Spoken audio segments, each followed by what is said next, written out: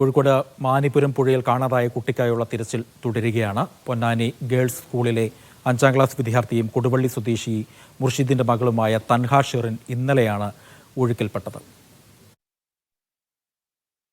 മാനിപുരം ചെറുപുഴയിൽ ഇന്നലെ വൈകുന്നേരം 4:30യോടെയാണ് 10 വയസ്സുള്ള തൻഹ ഷെറിനും 12 വയസ്സുള്ള സഹോദരനും ഒഴുക്കിൽപ്പെട്ടത്. സഹോദരനെ രക്ഷിക്കാൻ കഴിഞ്ഞെങ്കിലും തൻഹ മുങ്ങിപ്പോവുകയായിരുന്നു.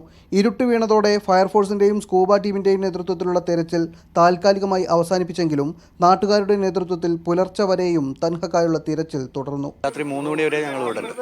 3 മണി വരെ ഇവിടെ ഉണ്ട്. ആരും തെരച്ചിൽ നിർത്തിയില്ല. 3-4 വർഷം മുമ്പ് ഒരു കുട്ടി അതേ സ്പോട്ടിൽ പോയതാണ്. ഇന്നലെ ഭയങ്കര കുത്തൊഴുക്കും അതുപോലെ തന്നെ ചളിവെള്ളമായിരുന്നു ഉണ്ടായിരുന്നത്. ഇന്നിപ്പോ കുറച്ചൊരു തെളിഞ്ഞൊരു അവസ്ഥയാണ് കാണുന്നത്. മഴ ഇല്ല.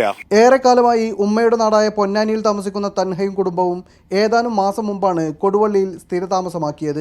എങ്കിലും തൻഹ ഷെറിൻ പൊന്നാനിയിൽ തന്നെയാണ് പഠിച്ചുകൊണ്ടിരുന്നത്.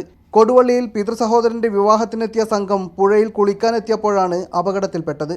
മുക്കം, വെള്ളിമാടുകുന്ന്, മീൻചന്ത എന്നീ ഫയർ സ്റ്റേഷനുകളിൽ നിന്നുള്ള ഉദ്യോഗസ്ഥരുടെയും വിവിധ സന്നദ്ധ സംഘടനകളുടെയും നാട്ടുകാരുടെയും നേതൃത്വത്തിൽ തിരച്ചിൽ പുനരാരംഭിച്ചെങ്കിലും കുട്ടിയെ കണ്ടെത്താനായിട്ടില്ല. മീഡിയ 1 കോഴിക്കോട്.